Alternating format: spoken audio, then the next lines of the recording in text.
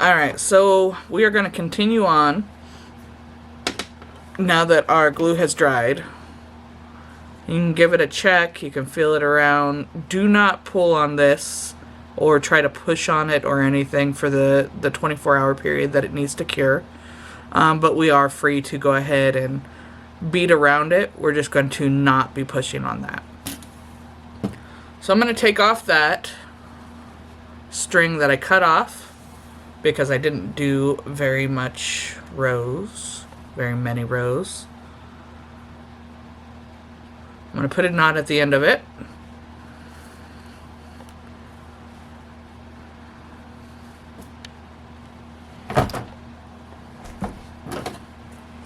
Cut off my tail. This one is an actual important tail to cut off because we're going to hide our knot under our beadwork. Okay, so between your leather and your pellon, because we didn't glue all the way to the edge, we're able to get underneath of it. And so you're going to thread it through the pellon and you're going to kind of come out at an angle next to the rhinestone banding on the outside of it. Okay, let's see. So then we're going to pull it all the way through and we're going to make sure our knot goes underneath and boom, no more knot. So with this, I think I'm going to again stay with this pink theme because we've broken up this pink with this rhinestone. So that's what I'm going to do there. Before I start that though, now that I have my knot in, I'm going to trim around my edges. So let's see if you can see. See all that extra? Don't be afraid of the extra. Just trim around and make it round. Make it even.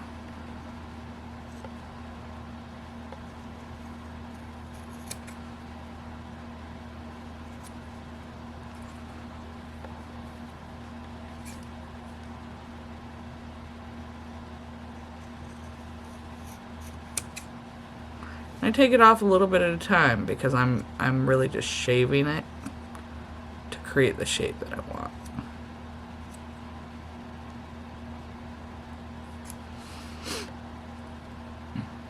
And because this is such thick leather, that's why I do it this way. It's because it's super hard with how thick it is to be able to get it to cut very precisely. And this is one of the leather scrap that I posted a link for. This is a piece of that leather. And so you basically just want to have the same amount of leather going around your edges.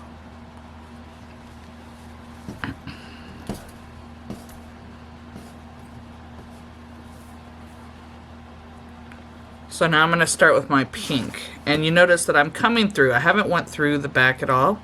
And I'm just coming out the top. And what I'm going to do is I'm going to pick up one bead. And I don't know if this is the proper way to do it, but this is how I do it. This is how I start it. And so I'm going to, because I'm coming between two of these rhinestones, I'm going to come and I'm going to put my needle down through the pellon, through the leather, one rhinestone width. And yes, it's not going to match up.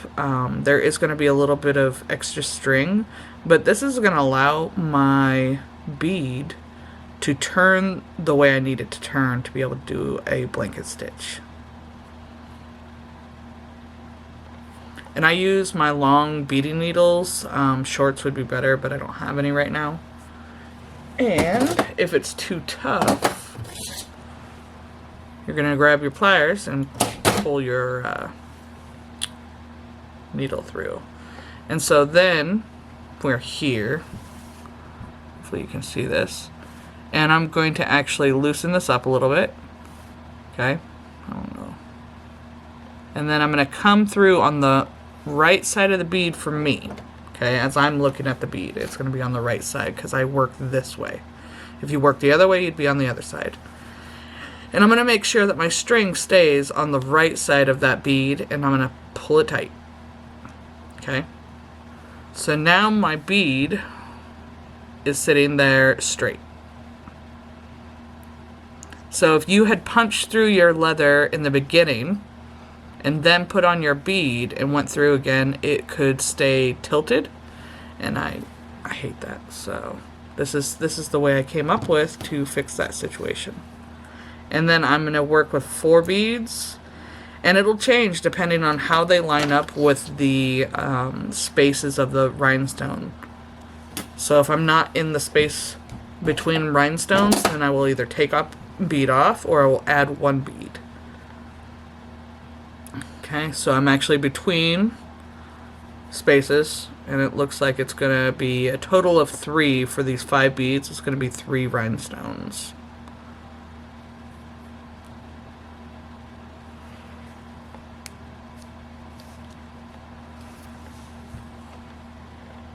Okay, so there's that, and then we're going to do the same thing we did with that first bead, and we're going to come underneath of it. We're going to make sure we're on the right side of our beads. Make sure that your string is not in between the beads. You need it to be on the outside edge of those beads. And there's that. And you do it again.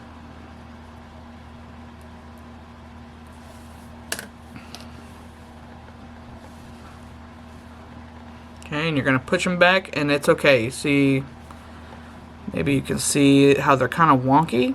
That changes after we get done. So we're again between some rhinestones. I think the next one I'm going to only be able to do 3 though.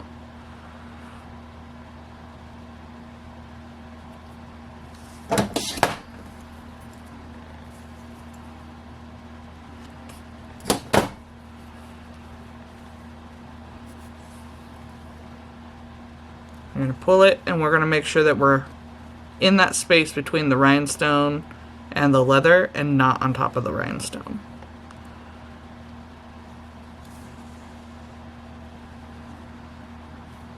Okay, pull it tight. And this is what is actually securing our leather in place to our beadwork.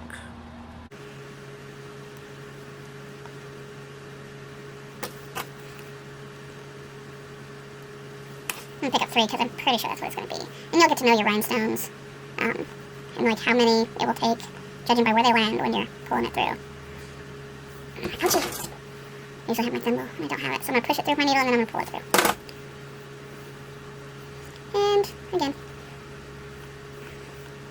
So I actually prefer the look of the blanket stitch. Pico's okay, but I found that it gets into my hair. Like, if my hair's down, it gets tangled into the edge. So because I know my fingers are tender already, I'm going to kind of just poke it through a little bit to get it to stick there. And then I'm going to take my pliers and I'm going to push it through. And then I'm going to pull it. And get tangled with everything on the table. Whew.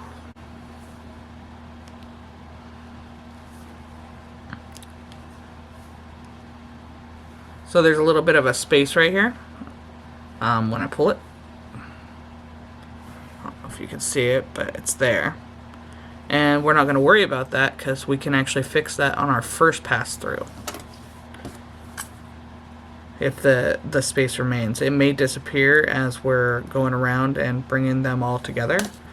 A lot of these spaces don't stay, but if it's a really big space for some reason, you can actually add a bead in the first pass through, not in the second or the third, but in the first one if you do it this way.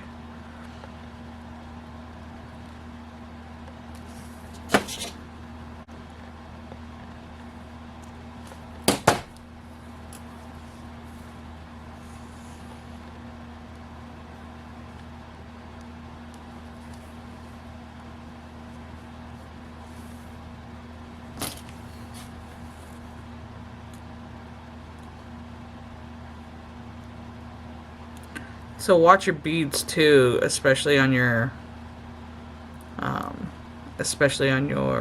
edging. You need them to line up nice, and so if you have any crooked beads or uneven beads, skip those. Pull them out, set them to the side.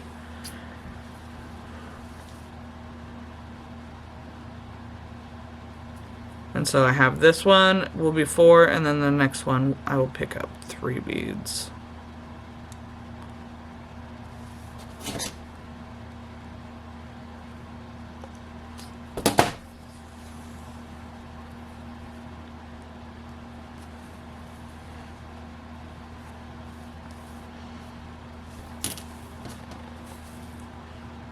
maybe one of these videos, I'll try to use that plastic banding. And maybe some of my fellow beaders, if they watch any of my videos, can let me know, what am I doing wrong and why does it look like that?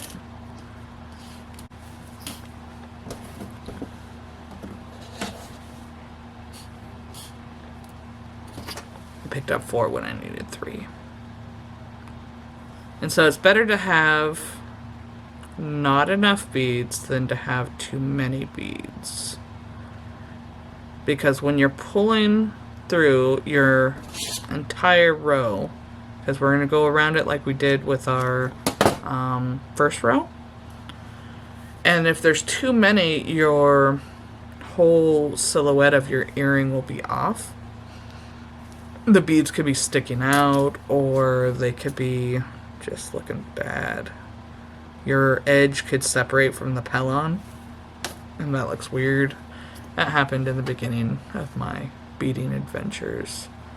I didn't know why, because I was forcing it. I was forcing it to have more beads than what it needed.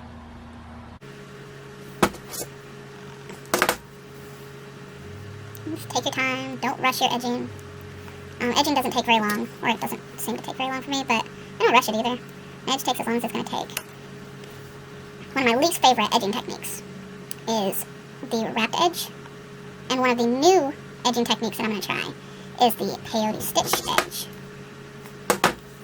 That's a new one that I just stumbled upon by another YouTuber, and he does such beautiful work. Oh my goodness. And I would not try to compete with him or anything. I don't want to compete with anybody. But he actually shows us how to do it, and I tried to do it on one, and I totally failed. Should have kept that one to show you guys. But it was just so beautiful what he did, and I think it's going to take me a while, because it's not like a normal peyote stitch, which I can do. I can do normal peyote. But this was like a modified peyote stitch. So, at some point, I will get that down to add to my repertoire.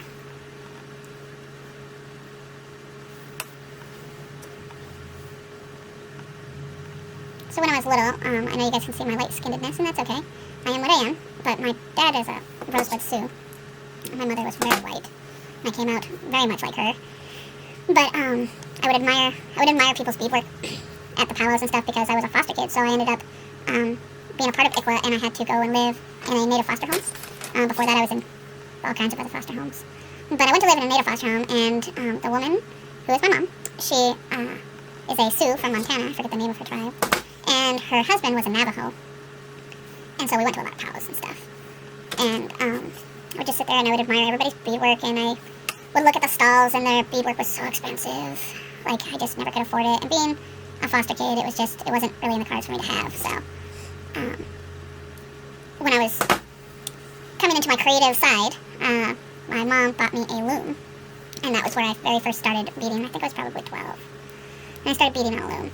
Didn't ever know how to finish it, but I beaded many things, and I took them off, and they would fall apart. And then I've dabbled in loom work over the years, but loom work is, when you learn how to do this stuff, loom work kind of gets boring. This one's a little more dramatic. If you mess up, you gotta take it all apart and whatever. And with loom work, as long as you're following your pattern, it's always gonna come out right. But I started beading like this for my kids because I wanted to make them some barrettes. So I started making barrettes. My daughter's recently requested new barrettes because she's a big girl now. And I have never sold a barrette. Oh no, I lie. I did. I sold a couple sets of barrettes long ago. I'm not really sure why I don't do more barrettes. They're not that hard. I do what I'm feeling. That's really all I can explain. Is if I'm feeling it, that's what I'm... Or perhaps I see something that inspires me. Or, I don't know, just comes to me what I want to do, what I want to make.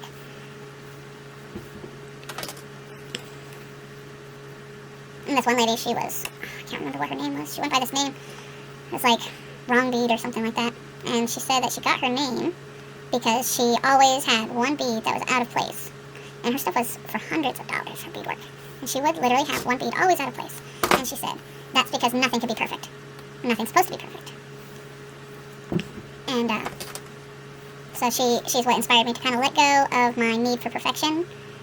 Still do a good job, but you don't have to be perfect. It's okay. You'll meet certain people in your life that will leave you with some valuable teaching that you will always keep in the forefront of your mind. This is me just rambling on.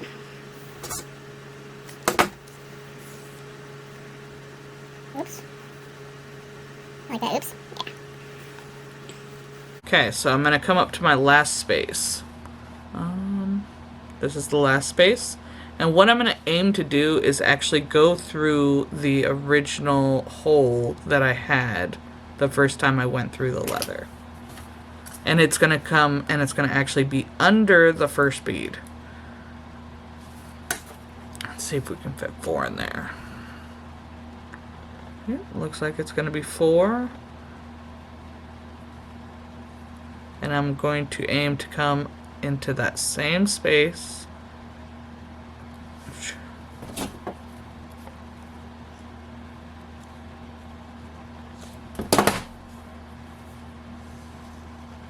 I should have put on that list of things that you should try to have as jewelry pliers. So with these rhinestone banding that I'm using, I have to pay attention to the corners. There's like little posts that stick up. And I can see I have 1 bead space right here. You can see it. So I'm going to fill that when I come back around. But to finish this off, we're actually going to come through just the same as we did every single other one. We're going to pull it. Okay, make sure it's as tight as we can get it. We don't mind it because at this point we can still take it back out if we need to. Oh, my strings did not match up. That's okay. Nothing can be perfect, right? So then I'm going to look, and the space, I want it to be on this other side. So I'm going to make sure it'll still fit. And then I'm going to start threading through to the very first bead that I put on. And we're going to come all the way through, just like we did the first row.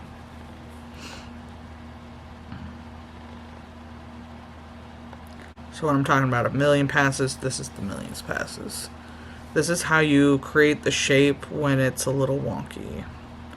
But this is something I do every single time I'm doing an edge. You can see I have a little bit of a space right here. Let's see if we can fit a whole bead there or not.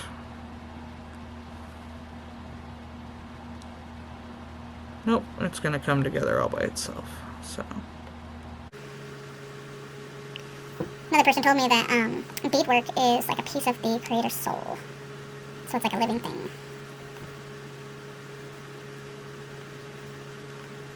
So if you get gifted beadwork or you buy beadwork, respect it as something sacred, because it is.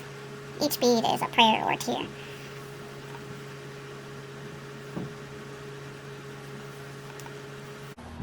okay, and I'm at that space where I'm going to add a bead. Let's pick up 1 bead and continue through.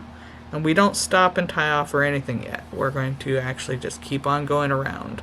So this is it now. I know you saw the wonkiness in the beginning, so this is it now. Still a little wonky, and our next pass, we'll probably do 3. It will actually fill up these beads, and they will end up sitting all together on the thread. So that's what creates the flawless look. Not flawless, but, you know, the more uniform look. And if you have not been doing this to your edging, I suggest that you start. It is harder to break the edge when it is 3 or 4 rows of thread than it is to break 1 single row of thread. Because remember, these will be handled by the hands, they'll be next to the body, they might be getting hair product on them, or oil, sweat, who knows, babies want to touch them.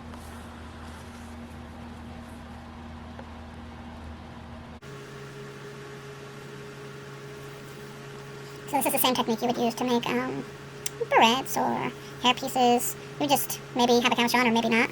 You start with your design like I showed in my fail video. That one paper design is a good way to start without having a cabochon. And a cabochon is a fancy word for these middles. I think they are actually supposed to be stone. something like that. So I'm going to pay attention as well and make sure I'm not pulling too tight. So I was pulling just a little bit too tight. I'm going to let it loosen back up. Bring it back to the way it's supposed to be. And then continue on.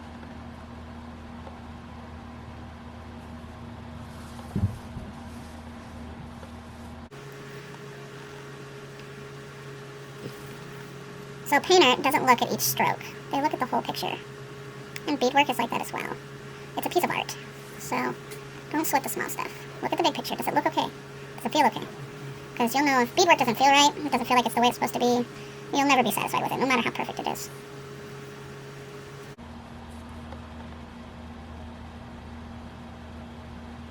And you can feel when your beads start to get full, it'll get harder to put your needle through. It's not hard, it's just resistance.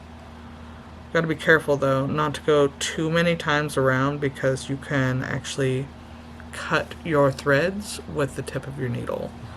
So too much resistance is not a good thing.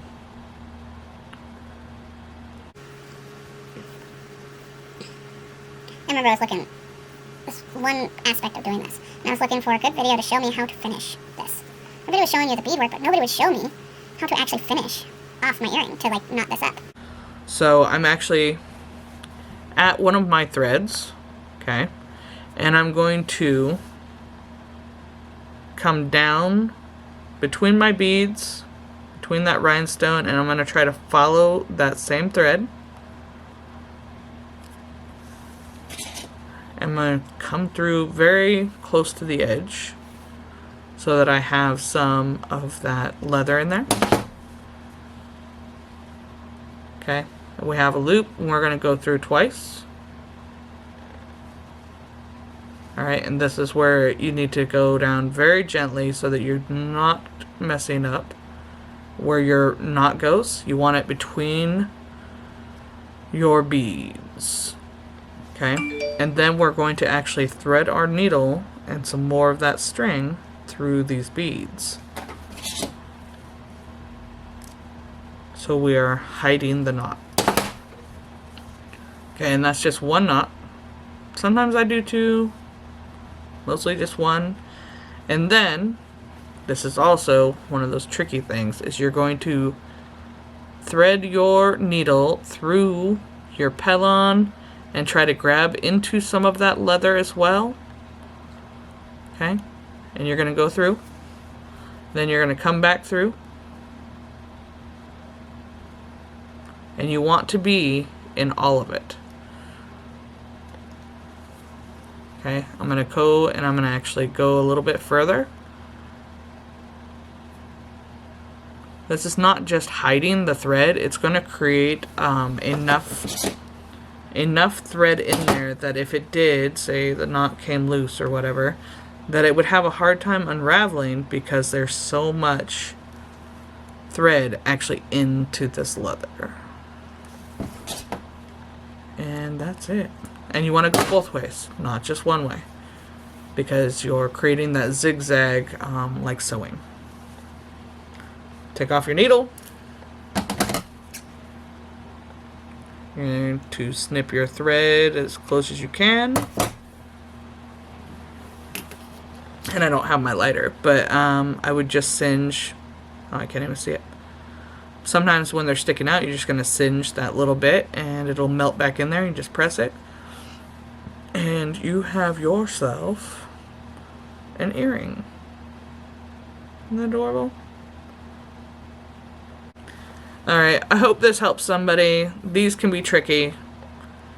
And sewing on your edging can be tricky.